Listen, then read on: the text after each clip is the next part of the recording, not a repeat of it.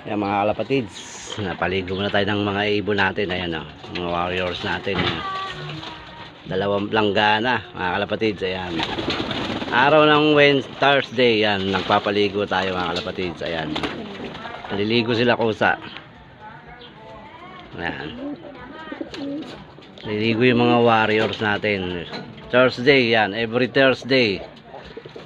Ayan, naglalagay tayo ng tubig para maligo sila.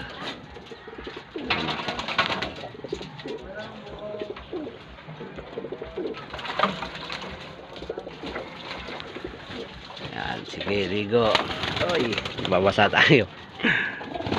Babasa tayo. Ayan, oh. Sige, ligo kayo. Dahil sa Sabado, kakarga na naman kayo. Ayan, para kondisyon ang mga katawan nyo.